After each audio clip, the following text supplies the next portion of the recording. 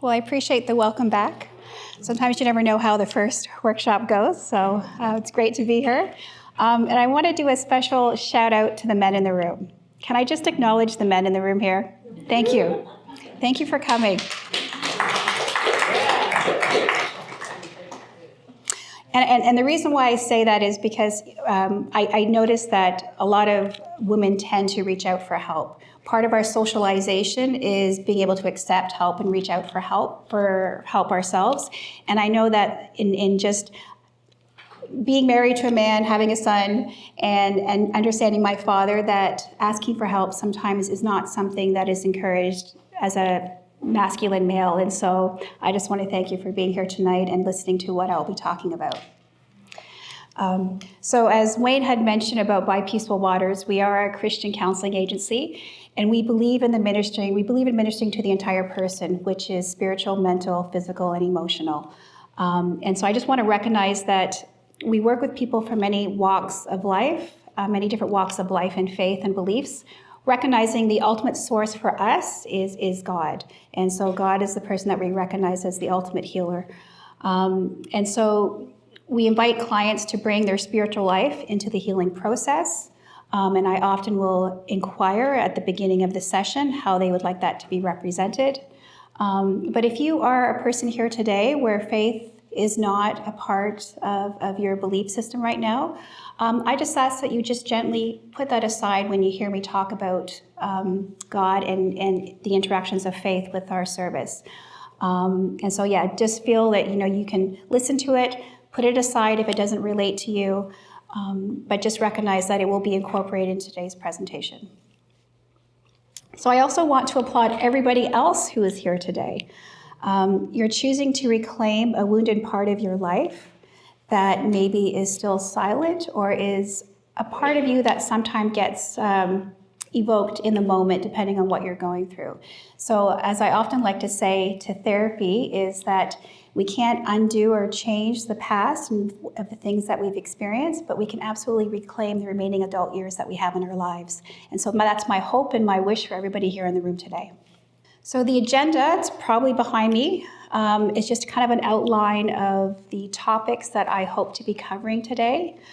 And so just a brief summary of what trauma is and how it affects the body and the emotions. And again, the focus for today is how do we restore a sense of safety, not just with ourselves, but in our relationships with others. And these are just some outlines that I hope to kind of touch on. Grounding and self-soothing techniques, knowing your triggers, identifying feelings, reestablishing routines. And then when it comes to relationships, how do we cultivate a relationship of a healthy trust and knowing the difference with mistrust, as well as communicating our needs, learning to have boundaries, and finding our voice. I like to use the metaphor of a watermelon when it comes to recovery work and trauma. I realize that this watermelon was bitten by my dog, so it's probably not good to have a squishy in your house when you have a little animal running around. So it's missing, but the outside of the watermelon represents what we share with the outside world. So this is part of our trauma story that we feel comfortable in sharing with others. The middle part of the watermelon symbolizes what we share with our closest friends and families. In this layer, we may feel more comfortable opening up about our emotions, our struggles, and how trauma has affected us on a deeper level. The seeds of the watermelon represent the most vulnerable and sensitive part of our experience. This is the part of the story that we only share in a safe and therapeutic environment. And so, if you were to think about your story, where are you when you think of these three layers in this watermelon? And so I would like to, as Wayne had mentioned, sometimes just talking about this subject area, I always want to be sensitive to what might be happening inside of you, because we all come here with stories today. So I would like to do a Christian meditation just to get us to recognize the value of just deep breathing exercises and visualization. So visualization is a great way of helping to calm the mind. Breathing allows us to, when we are anxious or even sometimes irritated, our nervous system, we call it our sympathetic nervous system, is often in a fight or flight or freeze response. And so one of the best ways of resetting it to a state of calmness is through breathing, deep breathing. And so the more we practice deep breathing, and many of you may have heard the value of breathing, it can actually, it can really tell the brain learns quickly to actually reset into a state of calmness. So I'm going to do this meditation, just focusing on visualization and focusing on our breathing. So I just want you to notice the space that you're in right now. Notice how the chair is holding you right now. Sit comfortably with your feet on the ground. Take a few moments to simply be, letting go of any worries or distractions. Bring your attention to your breath, noticing the natural rhythm of inhaling and exhaling. Let's try that again. Inhaling and exhaling. This is a reminder that God is with you, breathing life into you. Remember God's promises, that He is with us, strengthening and upholding. Feel your feet firmly planted on the ground, connecting you to the earth and to God's creation. Imagine roots growing from your feet, extending into the earth, anchoring you in His love. As you breathe in,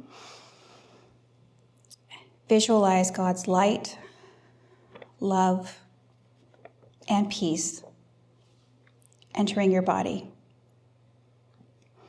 As you breathe out, release any tension, worry, or anxiety.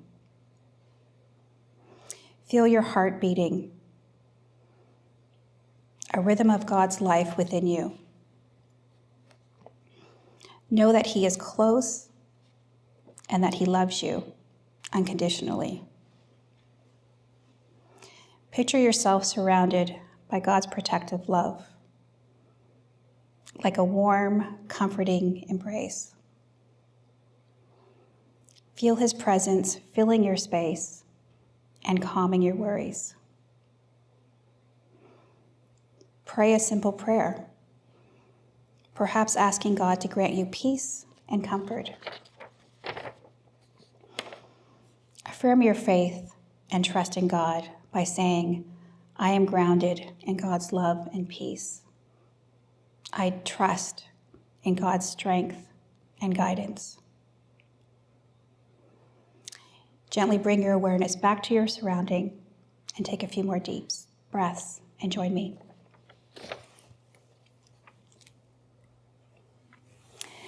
So what is trauma? This is just a recap of what we briefly talked about last time.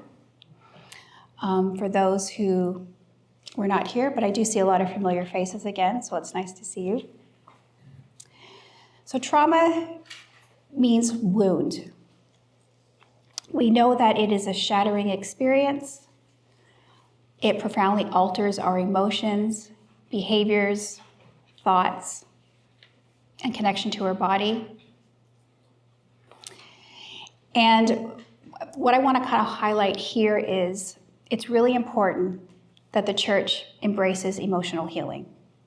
And I'm really grateful that I'm a part of a church here that it has these types of events for the community. So so it recognizes the important value that the church has to embrace emotional healing as part of spiritual wholeness. Too often, trauma has been minimized, spiritualized away, or met with silence. When the church partners join with trauma-informed practices, we listen better, we have empathy, and we walk with people in their healing. And truly that reflects the heart of Christ. So I want to thank you to Waterloo Mennonite Brethren for hosting this workshop again tonight. We know that trauma fractures trust. Trust in ourselves and trust in others. Often with trauma, we only talk about the bad things that's happened to us. But this is where I also want to create some space for the good things that should have happened to us and we didn't experience in our childhood. And what I mean by that is we call that emotional neglect. So a parent who was unable to show up for us, who knew us, did not delight in us, or maybe they had their own struggles, their own trauma, but for whatever, we learned to adapt ourselves to get our needs met through behaviors that they approved of. But what that often leaves when nobody shows up for us as children is sometimes as adults, we feel this aching void or emptiness in our life, and we don't have the language to explain it.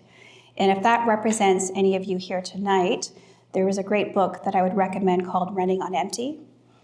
And that actually has helped a lot of people identify language that might explain some of the experiences that you may have lived through.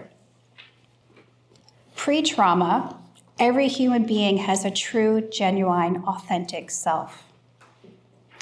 When trauma happens in our life, it leads to a disconnection from who we are. And healing of that trauma leads to the reconnection. And the question is, why do we disconnect? It's because it's too painful to be ourselves. And so I just want to reiterate that healing is possible. It's never too late to begin the process. How is trauma encoded in the body? So I often say that trauma is felt through the body first and then through emotions. We know that when we experience trauma, it's in a separate memory network in our brain. We have a memory center, and that experience of trauma does not doesn't land there. It's in an isolated network with all the experiences that we've gone through, and it doesn't have access to present day experiences that might change how we experience it or perceive it, right? And so how does trauma show up for us? It often, as Christians, affects our relationship with God. It affects how we see God, or even how we can imagine a God that's loving, right? It affects us emotionally, relationally.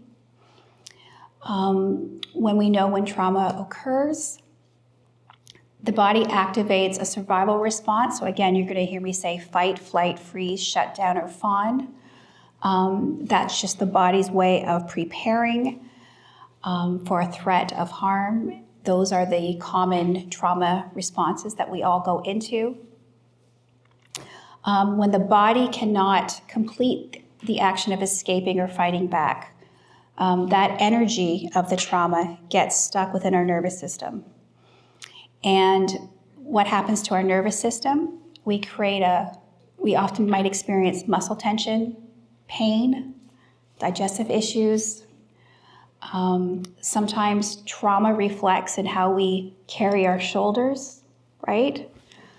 Often I work with a lot of folks who have shifting pain that moves all around their body. There's no medical explanation, and they've gone to medical doctors.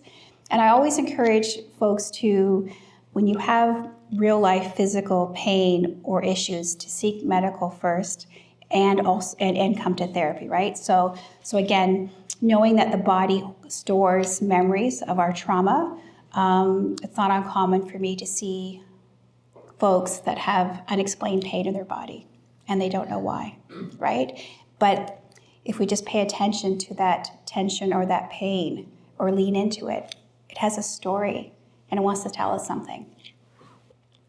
So again, recognizing when we are in a fight or flight response, we have a increase of stress hormones that are being released, cortisol and adrenaline. We know that it can be connected to autoimmune disorders, epigenetic changes with our genes, dysregulated immune systems.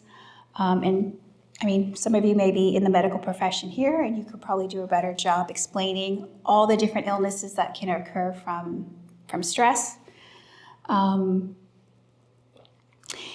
we also have a tendency of dissociation, and I've mentioned that before.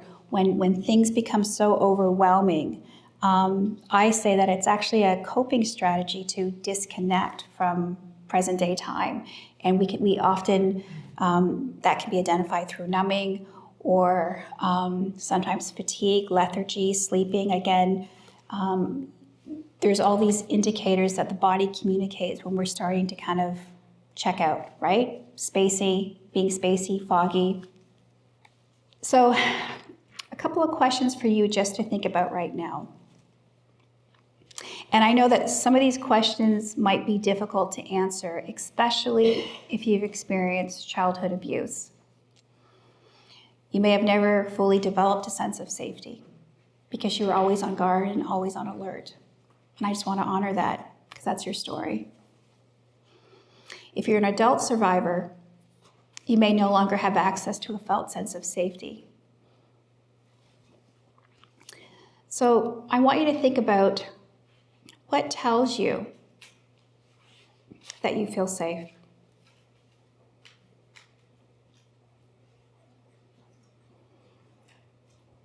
What information tells you that you don't feel safe?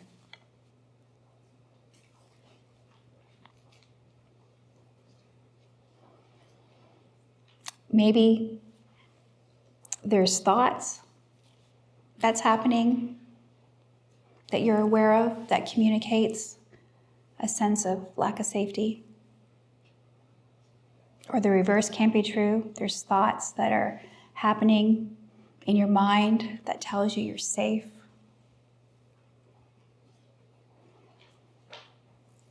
What's your body communicating to you? How do you know your body is in a state of safety?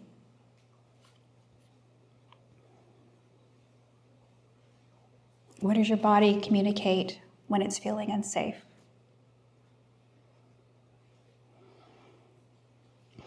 Part of trauma recovery is needing to reconnect to our bodies. And sometimes that's really, really hard and overwhelming because they've experienced a lot and they're not ready. And so there's a lot of skill building. But also it's important to start connecting to, again, or starting to relearn how to create a sense of calmness back in your body, right? So that's, again, the exercise that I did earlier. Those are just practical coping skills to help relearn the nervous system in teaching that it's not in a current state of danger or unsafety.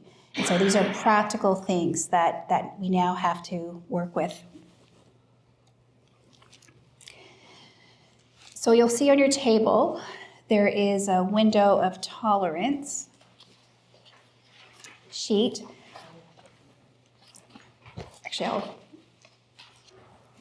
And this is a trauma-informed tool that helps you to understand and manage your emotions. And so I often will use this sometimes as a checking in point. And again, I'm very intentional about that because when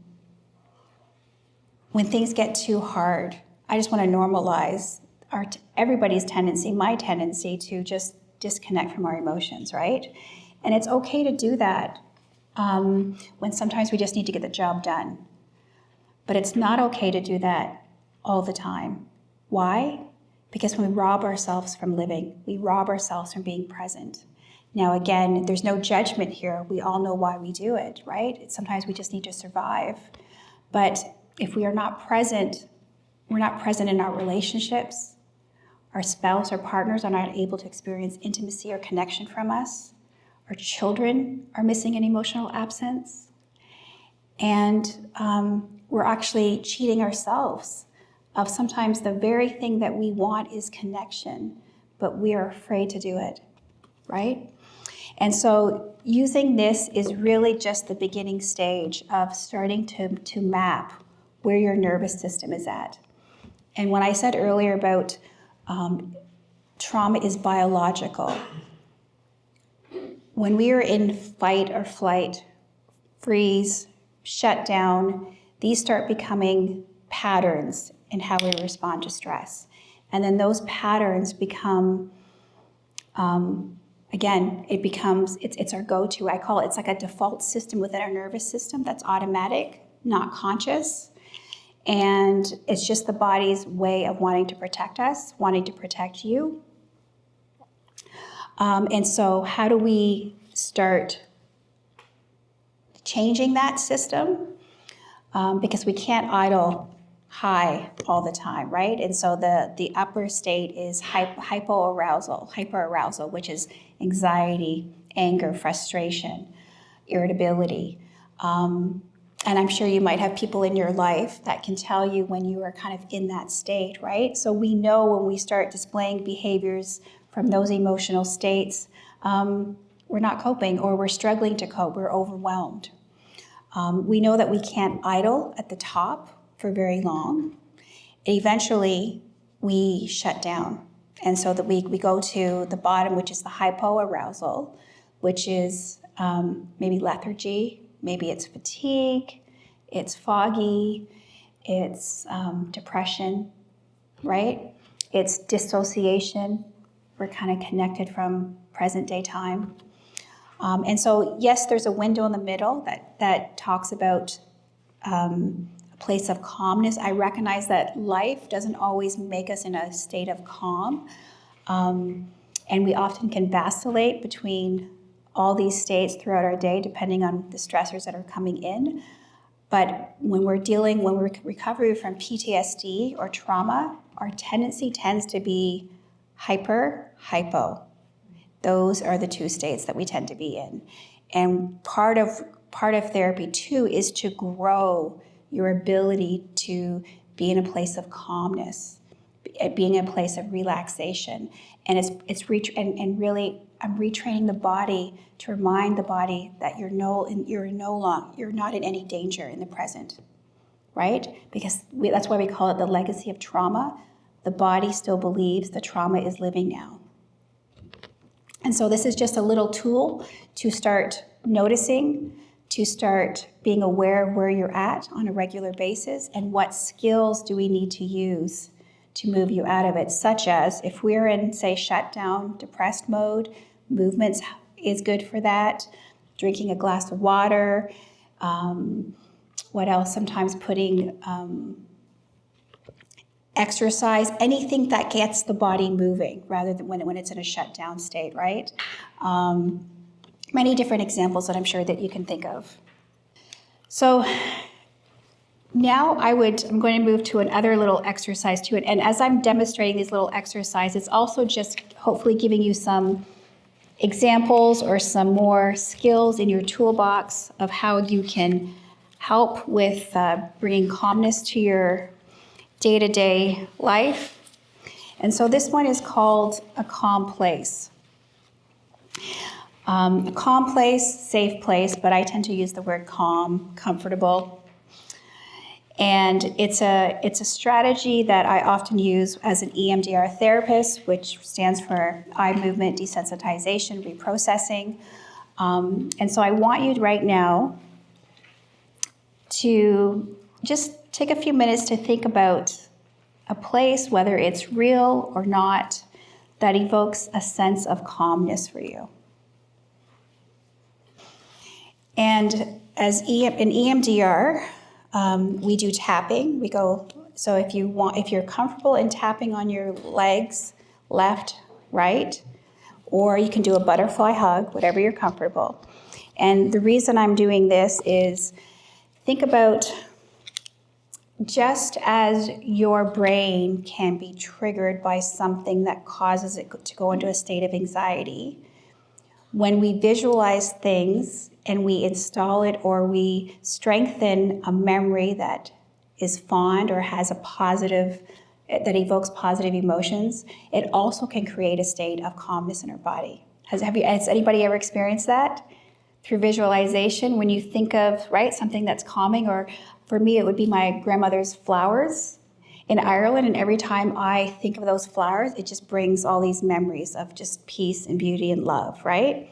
So that's kind of what I'm hoping to do right now. And again, this is something that you can take away and use when you are feeling overwhelmed or anxious in any of your settings. So I just want you to think of this calm place that evokes positive emotions, and I just want you to gently tap as you're thinking about it. And I just want you to, again, think of, what that picture, the sounds and the sight, and the smells that's in that. And just notice how you're feeling, what emotions it brings up for you. And all the pleasant sensations that's coming up in your body as well as you think about this special place. You can give it a name.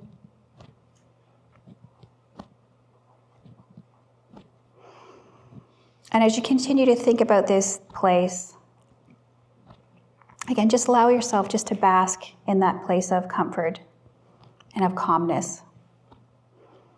This may be a place that has a very special meaning to you, a place that you felt loved and cared for, a place that you feel unburdened in. Just enjoy that.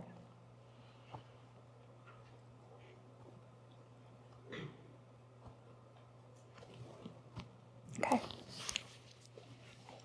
All right, well, congratulations. You guys just did a calm place in EMDR. So the next sheet that I would love to draw your attention to is mapping your triggers. So a trigger is something that causes us to recall a traumatic or stressful experience. That could be a loud noise, for somebody who might have been diagnosed with PTSD. It could be a smell. Right? So just as a smell can also bring positive emotions, a smell can also associate us with difficult memories. And sometimes we don't know what's behind all our reactions, right? So again, the first stage of trauma treatment is really about safety and stabilization. And so part of that is also bringing awareness to our reactions, what's happening, right? And so a common question that I might ask would be, if you ever find that your reaction feels disproportionate or doesn't seem to match the situation, it's a great opportunity to be curious. Don't judge ourselves, but just be curious, right? Maybe where's that coming from? What's being evoked within me? And this tool allows us to start noticing when those moments are happening and to start making note of it, right? Because again, when we've gone through trauma, the brain is wanting to protect us.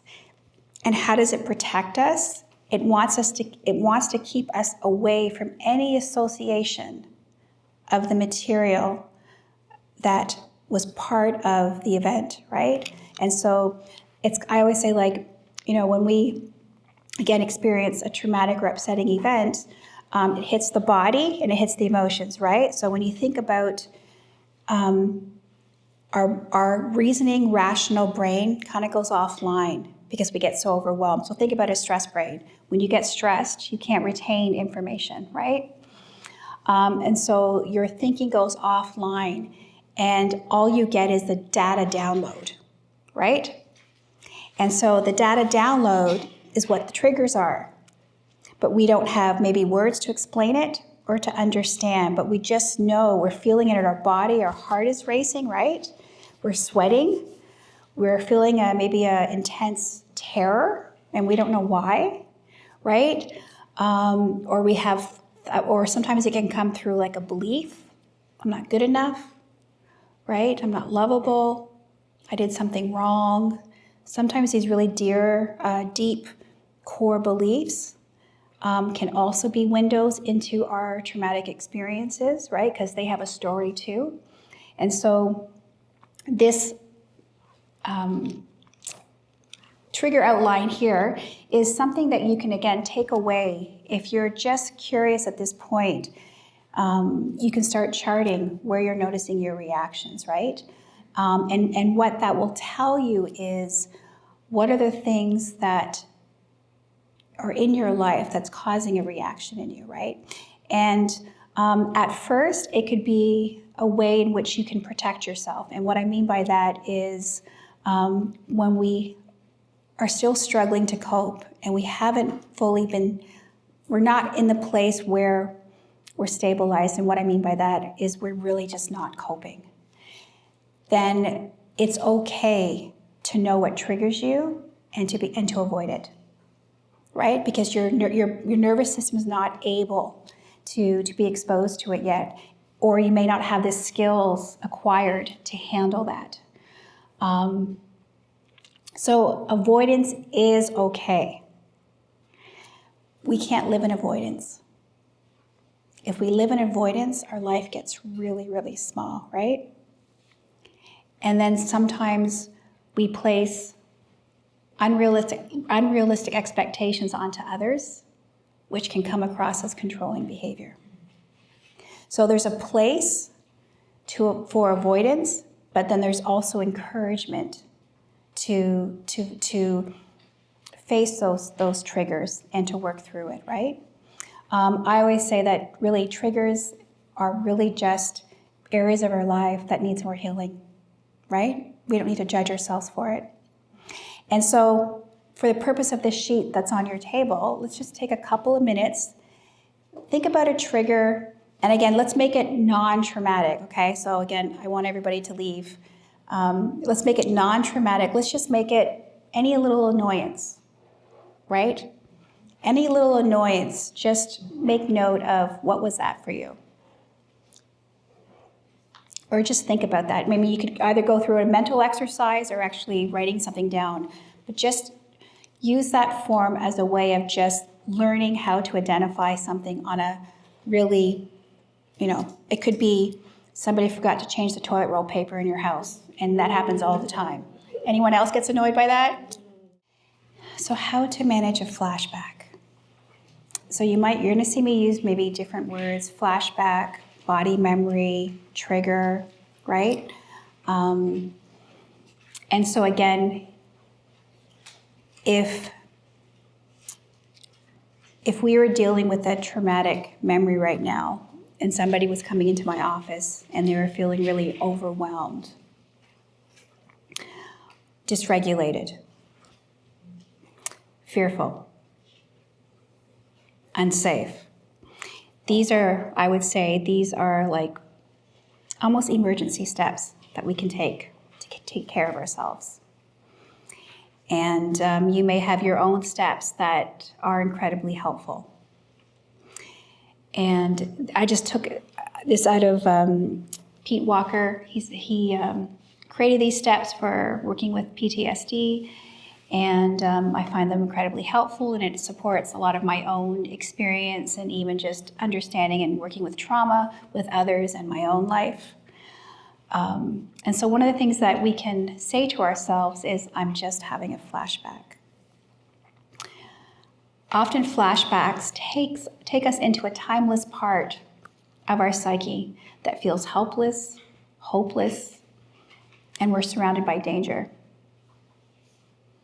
And so it's important to tell ourselves that we are experiencing past memories that cannot hurt us now. So again, by simply saying, I'm having a flashback, sometimes that can help bring ourselves back into the present. It's also important to remind us that it's okay to acknowledge that I'm feeling afraid, but I'm not in any danger. I'm safe now. Again, the brain is always always wanting to make sense of what the experience is. And so name it to tame it. When we actually name our emotions, it sometimes helps to take the charge out of it. When it comes to boundaries, we can remind yourself that you do not have to allow anyone to mistreat you in the present. You are free to leave dangerous situations and protest unfair behaviors. Reassuring our inner child. Often, with trauma, we all need to be witnessed and we all need to be seen and heard. Part of the devastating impact is, again, yes, the event can be upsetting, shattering, but it's a support system. If we have that readily available during or after, it can absolutely lessen the impact.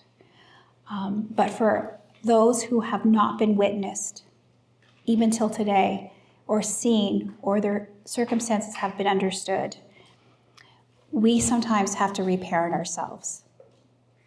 And so part of that is just telling our younger version that you are loved, that you are seen, to protect yourself, to comfort yourself. Sometimes, we could comfort ourselves through, again, it could be sometimes putting a blanket around ourselves, right? Or even just hugging ourselves can be a nice validating experience. So again, just having an internal conversation with that child part of us. In childhood, we often have eternity thinking, so this is never going to change. This is always going to be that way. So again, some of those core beliefs are coming from that time period in our life. So it's important to remind us that the fear and abandonment is not endless. This is just a flashback. A safer future is imaginable.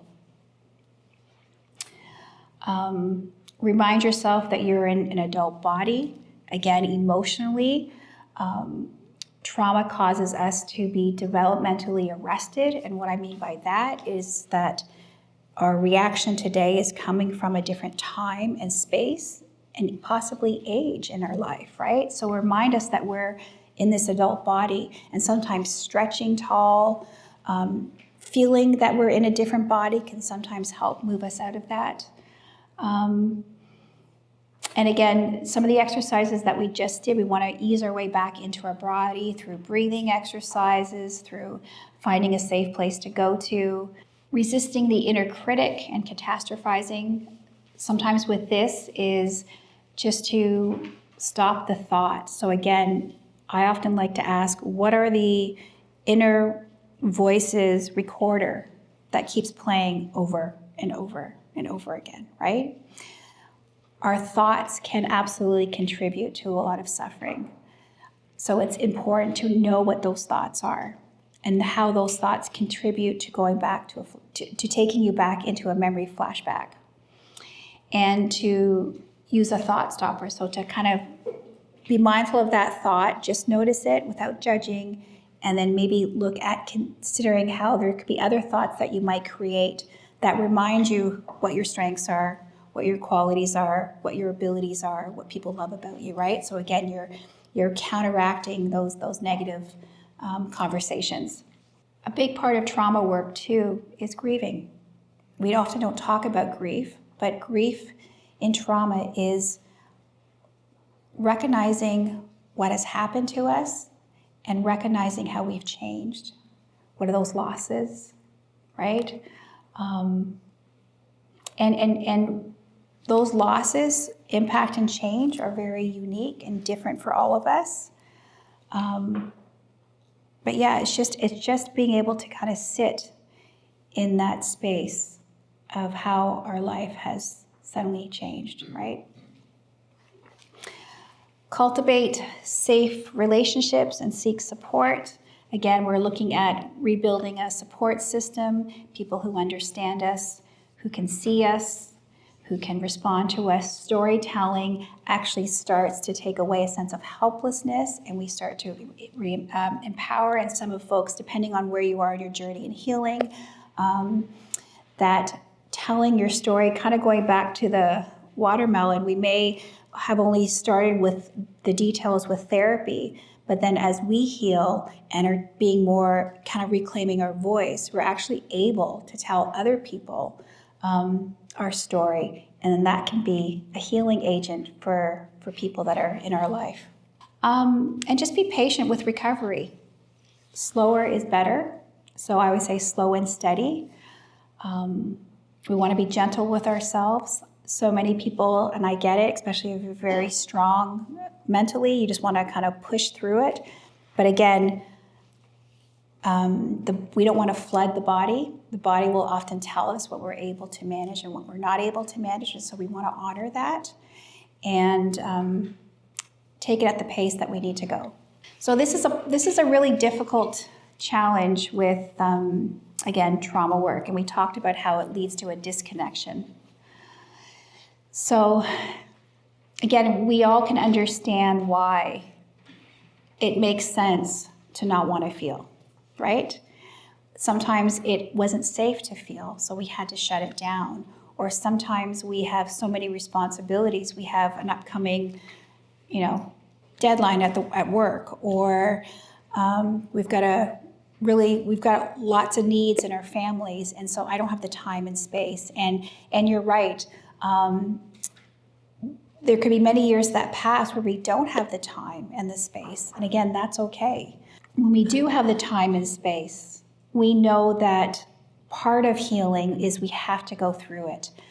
We can't avoid it. We can't suppress it any longer. And it's really important to kind of connect to how this experience impacted us emotionally.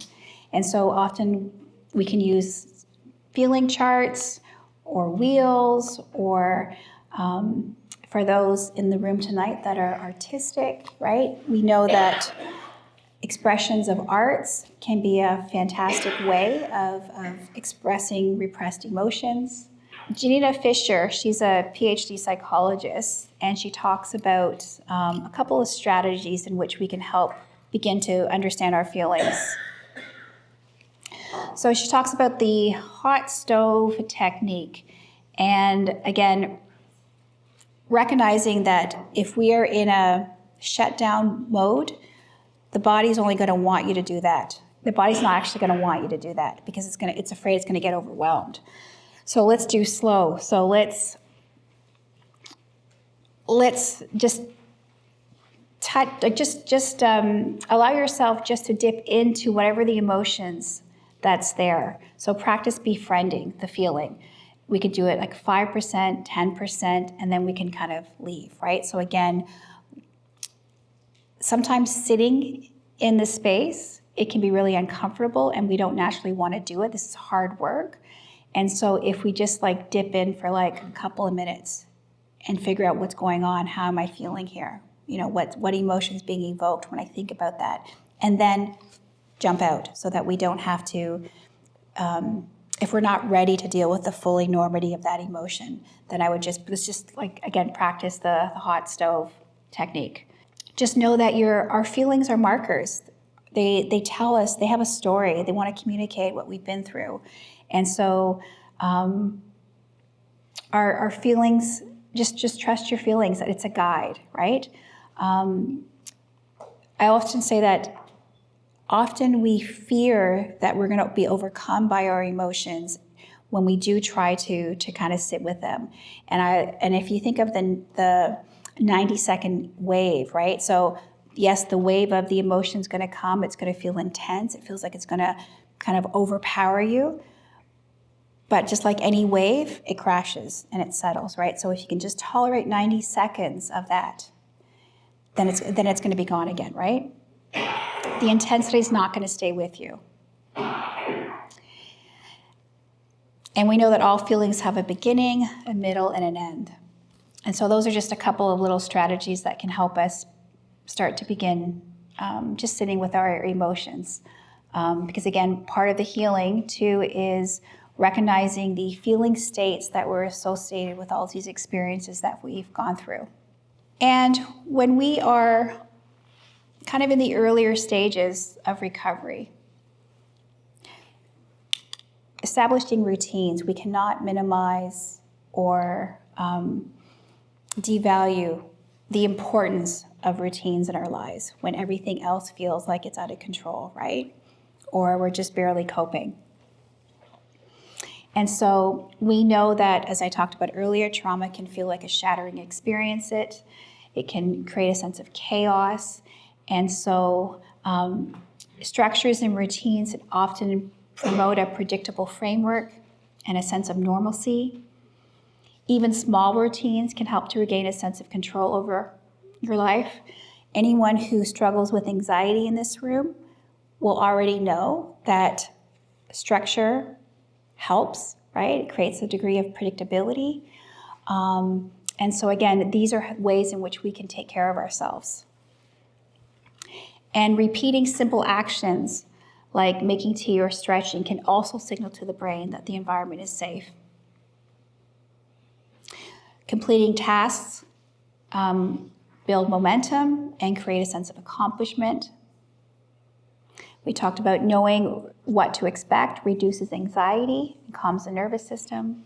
And again, before we do any type of reprocessing or really dealing with the details of the trauma, I always say that we have to take care of the basics. And what are the basics? Sleep, right? Lack of sleep definitely affects moods. I'm sure if there's a psychiatrist or psychologist in the room, medical doctor in the room, they're not going to prescribe medication if our sleep is completely out of whack, right? Trauma does disrupt sleep because we often have night terrors, we have nightmares, and again, it's all that stress that we have in our body. But if there's things that we can do to start leading to a more consistent sleep, that helps to manage our emotions. You know, nutrition, exercise, anything that we can to start, again, we're just going back to taking care of the body. So that's how we bring safety back to ourselves. And we know that we were created to be in community, right? We were created first and foremost to be in community with God, to be in relationship with God. And so none of us live in a vacuum, right? And we have folks around us, whether in our family, co-workers, church members, right?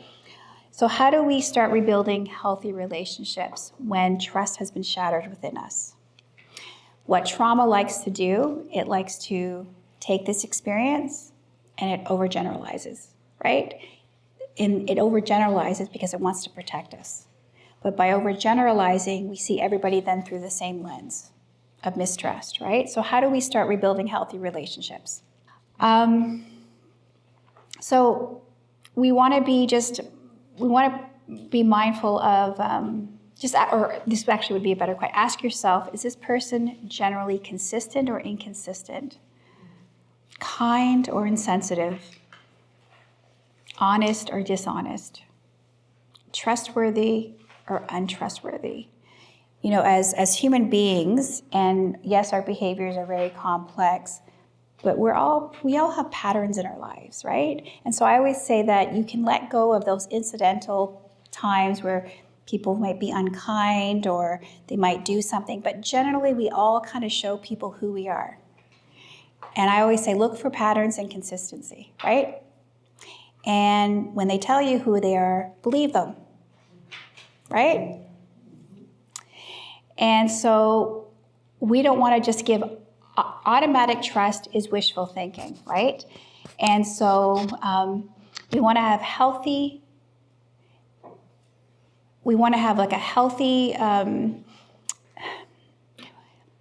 mistrust helps you to foresee disappointment. So again, if those people are conveying patterns in their lives that you know has already hurt you, it's okay to have a healthy mistrust because they've already shared that with you, right? Communicate your needs and your wants. This is often a struggle because, again, with trauma, our boundaries have often been violated, and it's difficult to express what we want and what we need.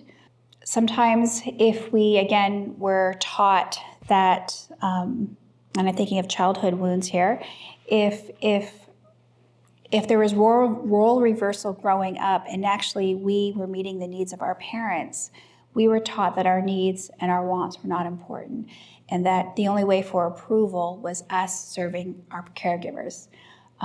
So having needs and want feels shameful, feels guilty, right? Feels embarrassing. And so when we're in that state of helplessness, one of the things, how do we move out of a state of helplessness, is learning to communicate our needs, right? So again, start small. You go to a restaurant, you're ordering a meal. If you don't order your meal, you don't get your food, right? So again, just getting into the practice of understanding what I like, what are my needs, right? And what's important to me. Learning to have boundaries and be able to maintain them. A life without boundaries can be very triggering. It's hard to maintain boundaries when you believe you are not entitled to them. And boundaries is really about things that we need in our life to protect us, right? So just become more aware of the times where you feel the need for a boundary. Your body will let you know. I always joke about when I work predominantly with women, I teach them to say no or to be disagreeable, which I know that sometimes. And it's because, again, a socialization of pleasing, right? And especially if we experience trauma, sometimes we are in a people-pleasing role. But it's really important to practice saying no. Trauma teaches your body to automatically say yes, to resist self-assertion, and to freeze up or go numb when there is any impulse to assert yourself. So start by simply imagining yourself saying no or making a stop gesture. Your job is helping your body overcome its resistance to saying no instead of yes. Even if you can't say the word yet, because sometimes that's even a journey, because it wasn't safe to say no. It's a milestone knowing that saying no would be an appropriate response. Avoid fight or flight. Again, these would be natural trauma responses sometimes that we've developed and have acquired in relationships or as a result of our upbringing. When you have impulse to run or push away the people closest to you, pause and be curious whether you might be triggered. Will you get what you want by fleeing or fighting? Or are you more likely to be understood if you explain how triggering the situation is for you? Finding your voice again. You might want to say something, but your voice closes. Your body tenses up. Your shoulders collapse. And a feeling of heaviness descends. So, recognizing that often our voice gets lost because being seen and heard was dangerous. We needed to become small and invisible, right? And again, when we needed to become small and visible to survive in a situation that was unsafe, we then don't know how to speak up for ourselves, right? Or we have difficulties, or exerting our voice might feel very dysregulating or uncomfortable for us. And so, again, part of trauma work is, again, to find our voice and to recognize that that voice is who you are. And being seen and heard and witnessed and understood is something that we all deserve as human beings, as people made in the image of God. We matter. You matter, right? So again, just regaining our voice is really important. So recognizing, in terms of just my encouragement to you, we know that healing from trauma is not linear. The Bible doesn't promise an instant fix, but it offers something deeper for those that have faith in this room. That God is with us in our pain, The Lord is close to the brokenhearted and save those who are crushed in spirit. Restoration happens over time. Even though I walk through the darkest valley, I will fear no evil because you are with me. God can redeem what was lost or broken by trauma. This is my favorite verse. I will restore you the years that the swarming locust has eaten. Amen to that.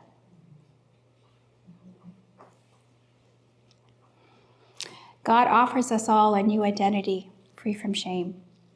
Trauma brings shame. Those who look to him are radiant. Their faces are never covered with shame. God says you are special, unique, lovely, strong, and chosen. So as our just ending tonight's session, and I'm going to do a prayer at the very last screen here. But again, this is an exercise when we're talking about trauma, just noticing what is being evoked in you right now, or what has been evoked in you during our time together. And I want you to think of a container that is strong, sturdy, that can hold whatever negative residue that you have left. And so that container might be a box, a shipping container, whatever you feel is strong enough to hold what you're carrying right now. And I want you to visualize that box. And I want you to honor the parts of you that might be feeling unsettled right now, disturbed, upset. And I want you to visualize taking all those parts and just putting this in the container. You might have other responsibilities to go to after this workshop. You might feel that, you know what, this is enough. I don't want to deal with this anymore. So let's just gently, with honor and respect of these parts of our lives, let's just put it away into this container, and that we can get it. We can come to it, whether it's through therapy or through a friend or another time. But for now, we're just going to put it away so that we can carry on. So I just want to visualize that, starting from the top of your head to your feet. If there's any tension, disturbance, emotional, just put it in this container. And you'll get to that container when needed, but not now. We always want to honor these parts that still need healing. So we want to be gentle and compassionate with them. And so my prayer for you, God of compassion, you see every part of my story. You know my wounds I carry, the fear I still feel, and the parts of me that struggle to trust. Be my refuge and healer. Bind up what has been broken. When shame rises, remind me I am still your beloved. When memories overwhelm me, bring your peace that passes understanding. Please stand between me and the trauma. And as you take your sword of truth, by your Spirit, cut off every spiritual, mental, emotional, physical, and relational trauma that has anguished my soul, left me desolate, and defiled my value and authentic self. Teach me to rest, to breathe, and to believe again. Thank you for walking beside me, for being gentle with me, and for never leaving. In Jesus' name, amen.